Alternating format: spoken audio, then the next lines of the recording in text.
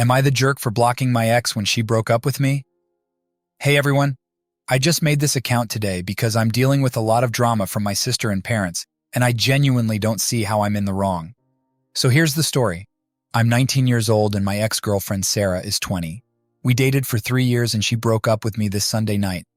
The breakup wasn't even in person. She did it over text. She told me that she felt like my lack of ambition was holding her back and that she needed to move on with her life because she felt like I didn't value her. When I got that message, I didn't feel like arguing or begging her to stay. I just said, okay, blocked her number, and went to sleep. I was really tired and didn't want to deal with it. I didn't block her friends though, and that's where things started to get messy. Yesterday morning, I woke up to a ton of messages from her friends. They were all asking me to unblock her and talk to her. They said she was really upset and needed closure. My sister, who is also 20 and friends with my ex, got involved too. She told me that Sarah was hurt by how I just blocked her out of nowhere and that Sarah still wanted to talk to me to get some closure and make sure I was okay. I told my sister that I was fine and that I didn't want to talk to Sarah. I asked her if she could just let Sarah know that I appreciated her checking in on me, but I wasn't interested in having a conversation. My sister didn't like that answer at all. She said Sarah had made a really hard decision and just wanted to have one last conversation with me. I repeated that I was fine and didn't want to talk. My sister then told me that I was acting too calm for someone who just got out of a 3-year relationship. She asked if I cried, and I said no. I didn't cry. I just fell asleep listening to music. She seemed really worried about my lack of emotion and told me that my behavior wasn't normal. She said it wasn't normal not to cry or feel sad after a breakup like this. I told her that I didn't have to cry over anything and that it was weird she was acting like I should. It felt like she was more upset about the breakup than I was. My sister kept pushing, saying it wouldn't hurt to have one conversation with Sarah because she was worried about me and still wanted to be friends. I told her again that I was fine and didn't want to talk to Sarah. At this point, I was getting really frustrated. My sister then said that my lack of compassion was psychotic. That really pissed me off. I mean, how can she call me psychotic just because I'm not reacting the way she thinks I should? I started ignoring her because I couldn't deal with it anymore. She eventually left me alone, but the whole situation had me really stressed out. This morning, I woke up to a bunch of text messages from my sister again. She was still trying to get me to talk to Sarah. I was done with it, so I blocked her too. I know it sounds harsh, but I felt like I needed some peace and quiet. Blocking her was the only way I could think of to get her to stop bothering me. My sister didn't take it well. She went and told our parents about everything. Now my parents are upset with me too. They said it was wrong of me to block Sarah without talking to her first. They said we've been together long enough that they thought of her as a second daughter, and they were really disappointed in how I handled things. I was just so aggravated at this point. I told my parents that I appreciated their concern, but they needed to mind their own business. They didn't stop though.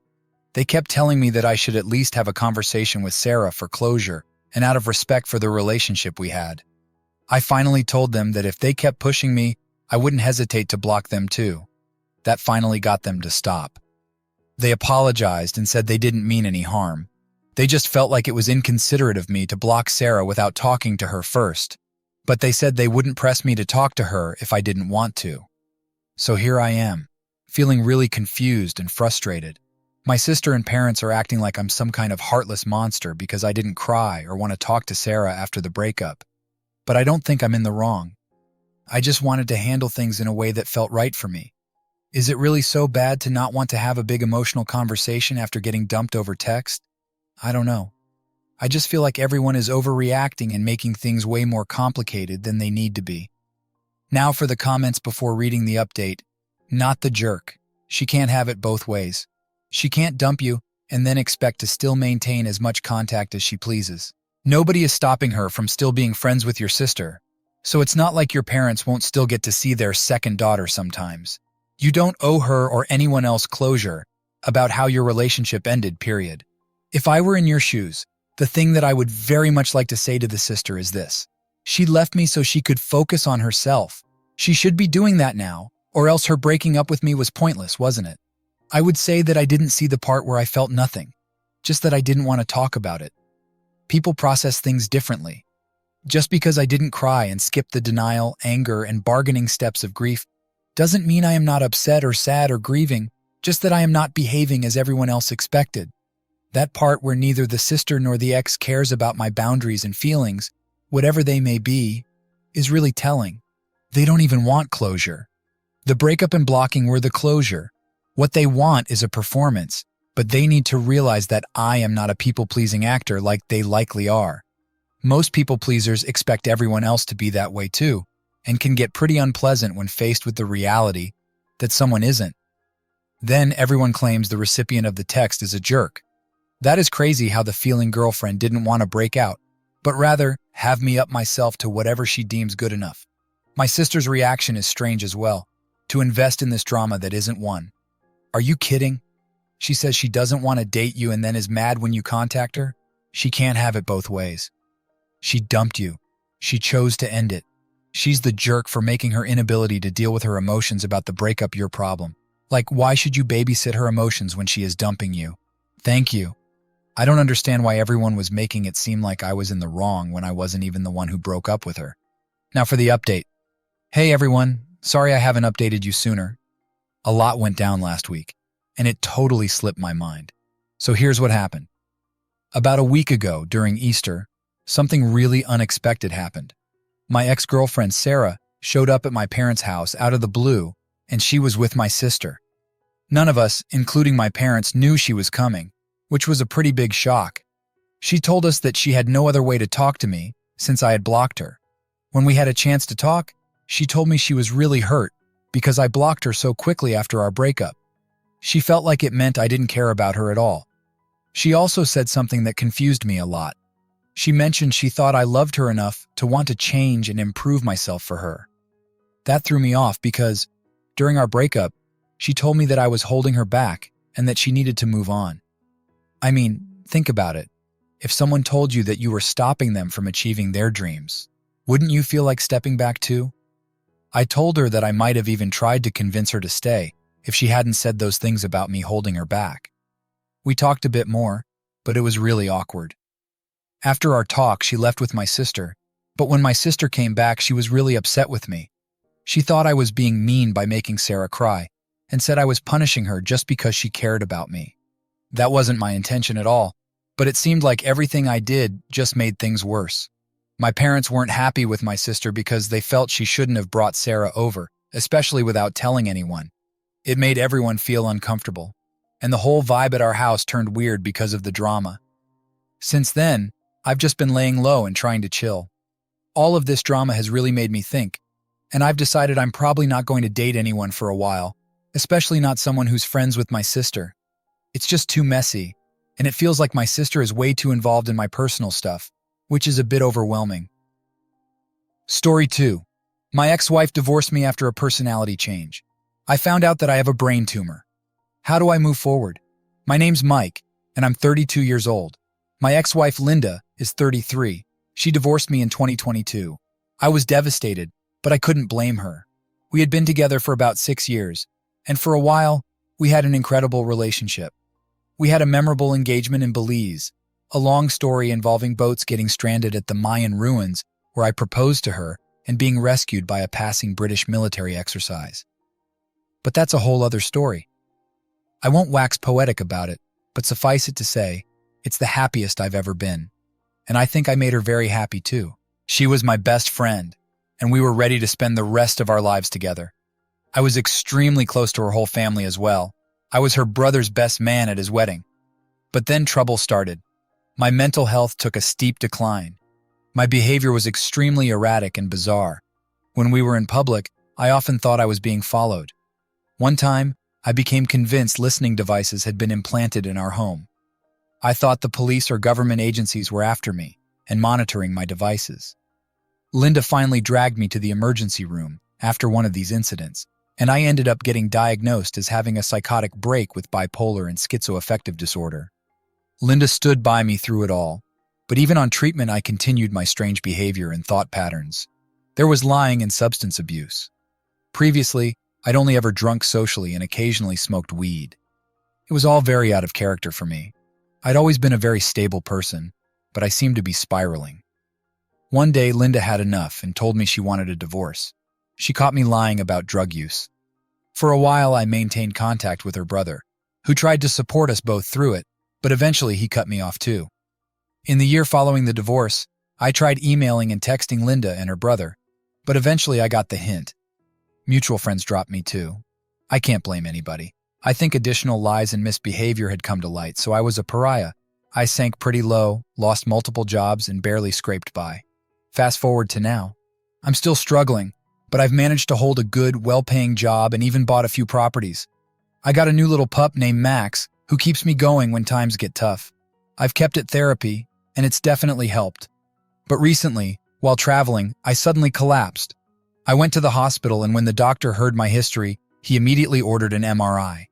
The look on his face and his whole demeanor spooked me, like he suspected something that he didn't want to tell me. But he insisted on just waiting to see and not speculating. Lo and behold, I have a brain tumor. The funny thing is, when I found out, I was relieved. Finally, it all made sense. Apparently, it's not unheard of for such a thing to be misdiagnosed as bipolar. The doctors say it has probably been growing slowly for a long time and explains my strange and out-of-character behavior. Thankfully, they think it's treatable, and with surgery, I stand to make a good recovery. So how do I move forward with this? I want to try to reach out to Linda and her brother, but maybe they've moved on with their lives, and I shouldn't try to reinsert myself. I've done enough damage as it is. They don't seem to want to have any contact with me, but I also feel like they should know. They may have blocked my number and email, but I do still have some mutual friends that I could reach out through. For all I know, Linda is in another relationship, and I shouldn't reopen those wounds. But if the roles were reversed, I'd want her to let me know. So how should I move forward here? What, if anything, should I say? I think you should just try your best to reach out to her. Now for the update. So first of all, thanks everybody for the comments and advice. I didn't expect my post to get as much attention as it did, but it was really helpful to get some perspective, not to mention lots of support, including some very thoughtful messages. It got reposted in other places. I didn't even realize there was an entire ecosystem of TikToks devoted to rehashing Reddit posts. I guess I'm old, LOL, including some news sites, and a few journalists and podcasters reached out to me. I'm touched that my story seemed to resonate with some people, but I'm a pretty private person, and I'm working through a lot right now, so apologies if I haven't responded to your messages. Long story short, I've decided not to contact Linda or her brother for the time being. I know some people were probably rooting for a happier, or at least a more interesting ending, but this is how I'm handling things for now. I think the majority of the comments in my last post encouraged me to reach out just to inform Linda of the situation, and maybe give her some closure. Some suggested making a post on social media so it would get back to her, or delivering a message through a mutual friend. For a while, something along these lines is what I wanted to do. Now for the social media thing, I don't actually have any social media other than an Instagram account for my pup Max, which has like 10 followers, and a Facebook account using a fake name with 0 friends. I use it for Marketplace, but that's kind of beside the point. I think more importantly, not reaching out right now just feels like the right move. I guess the true question is, what would be the best way to handle this for Linda? How does this affect her? And honestly, the more I think about it, the more it seems like reaching out is the selfish move. She's always been a strong, resilient person, so I have no doubt she's managed to build a good life and move on. And I'd just be potentially interfering with that, stirring up old hurts and wounds and maybe adding a lot of confusion and other complicated emotions. I would just go with your gut instincts. And then, from a selfish perspective, I don't think it would be good for me either. I admit a part of me fantasized about a situation where we got back together, all was forgiven, and we lived happily ever after. But I think that's exactly the problem. I realized there was no way I was going to ever be able to temper my expectations. So right now, with everything going on, it probably would be a bad thing to add into the mix. I'll always love Linda. We grew up together.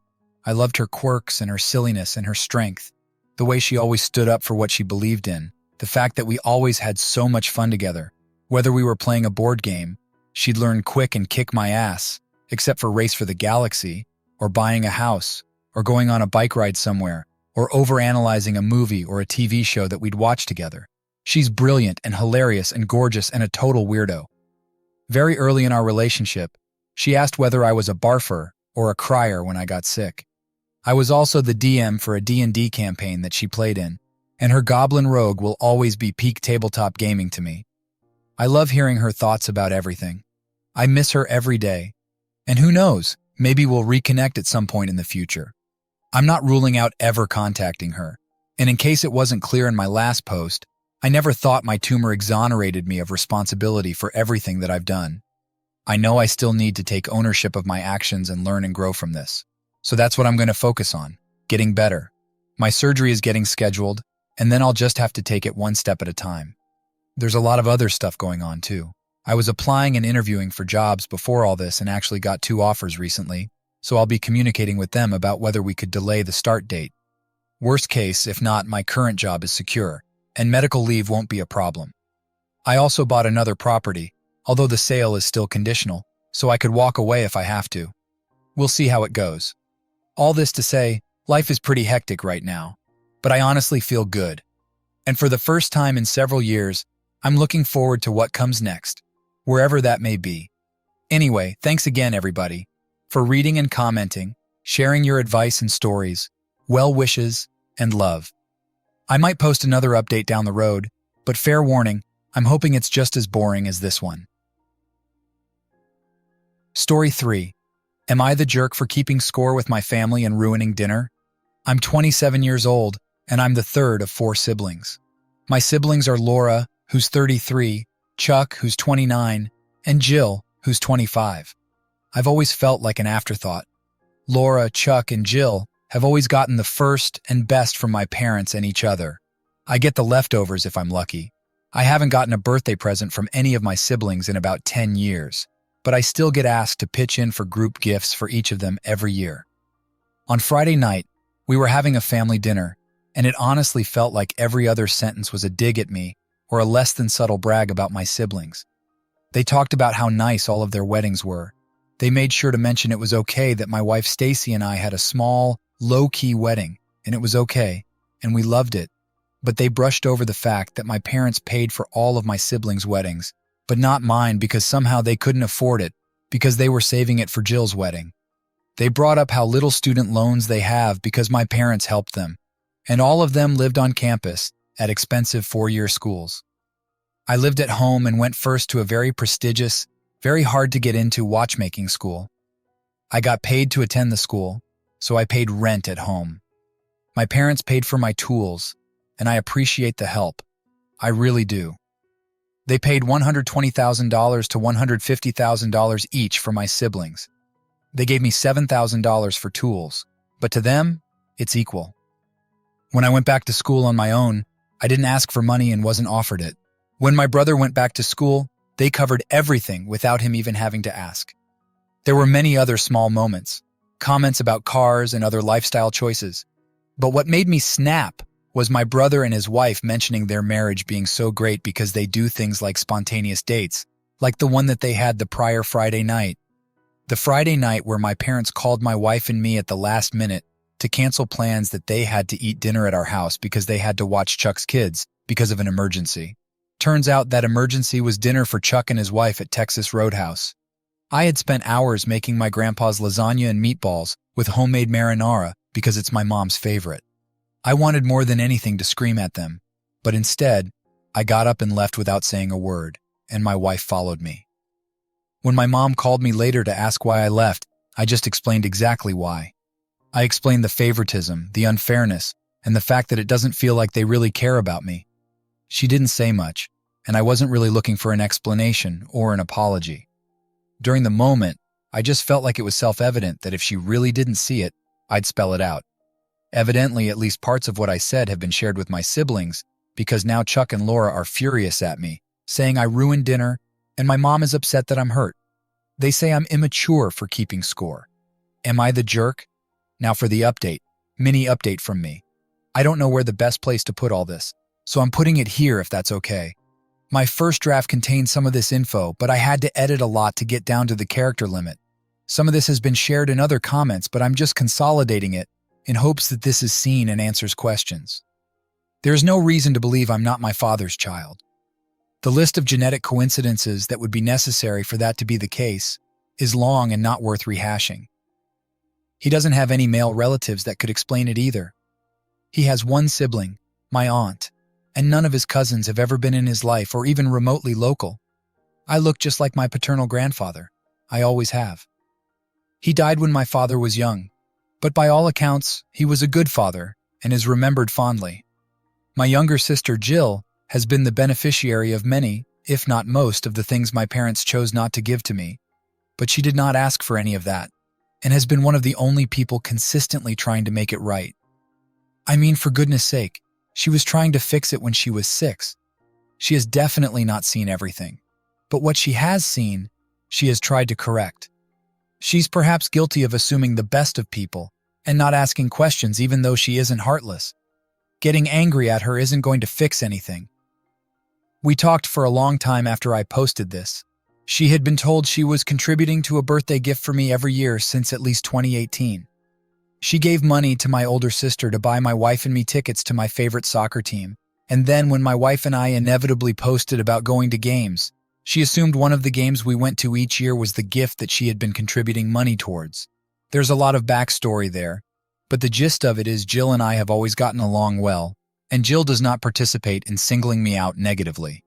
She and her husband spend a lot of time with my wife and me frequently, usually just the 4 of us.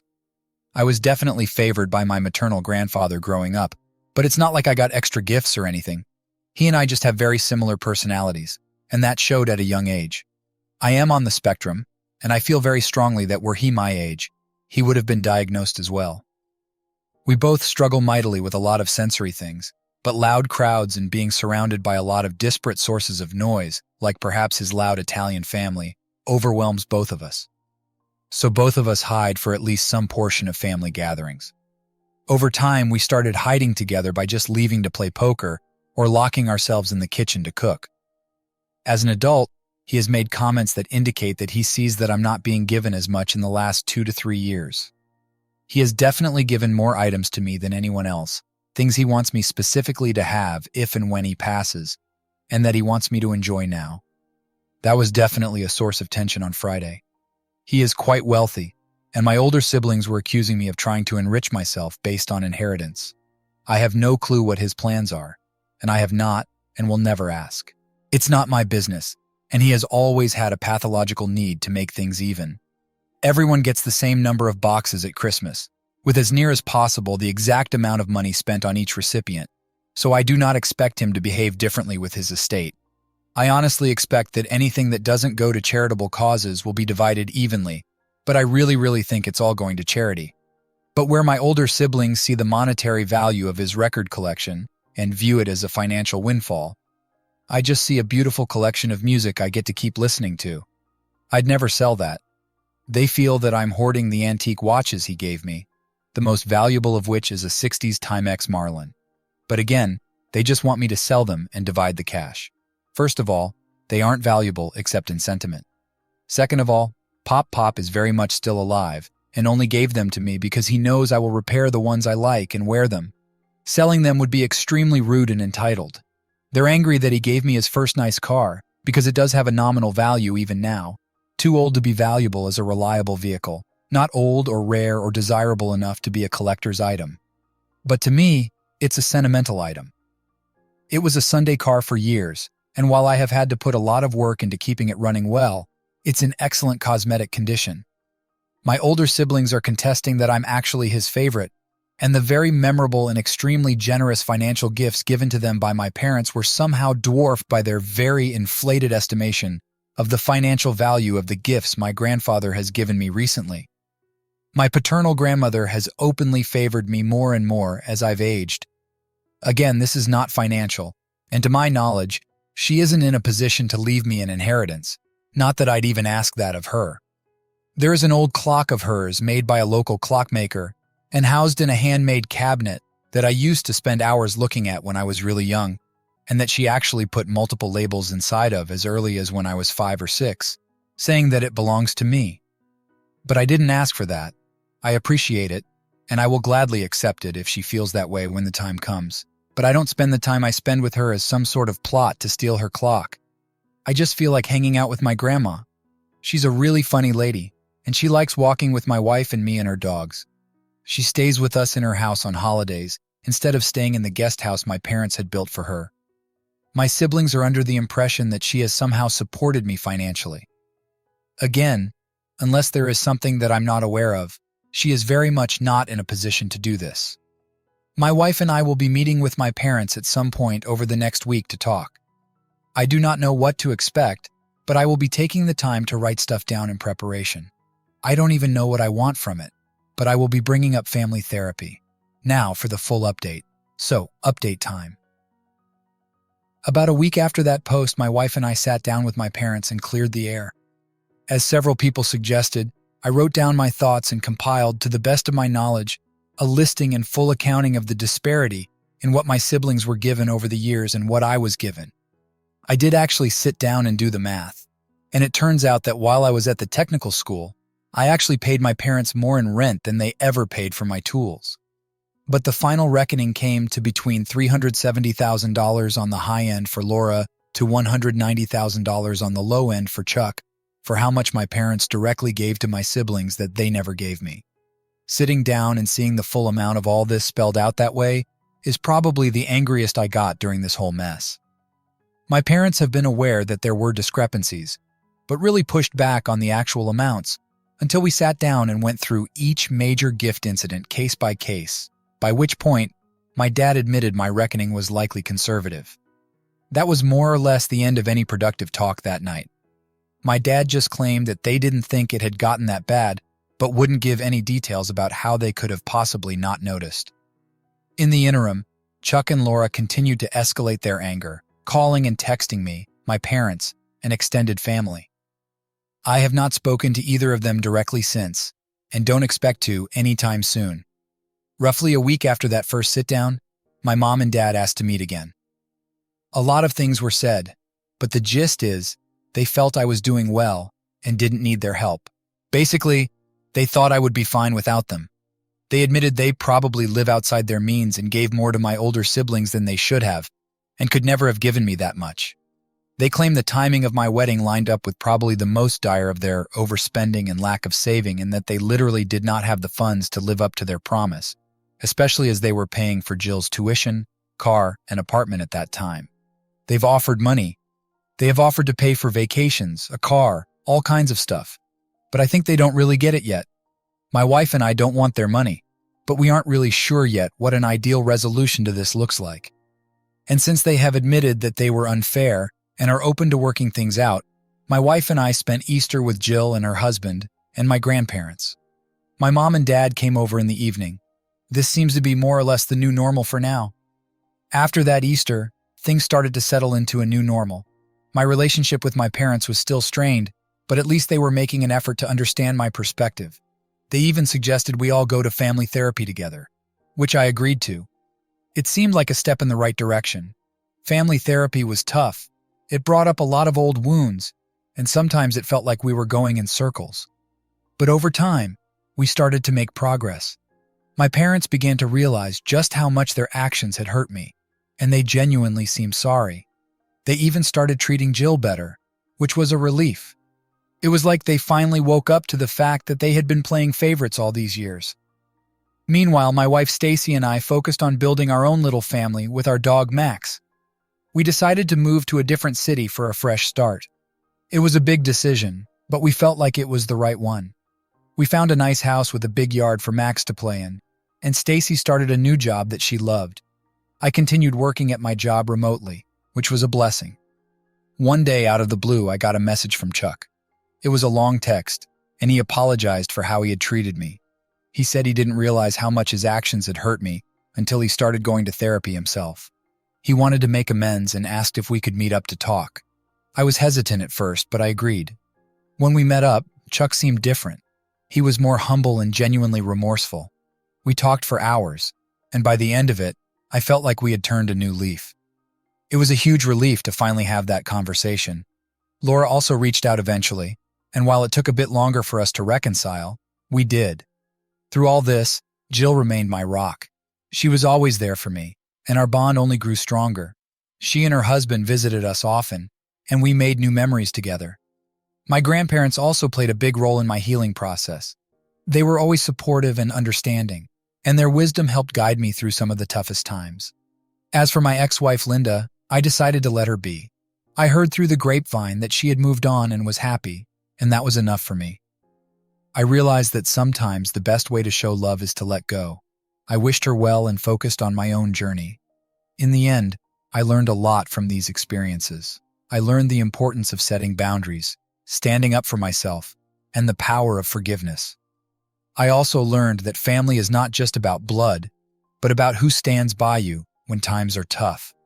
My journey was far from easy, but it made me stronger and more resilient.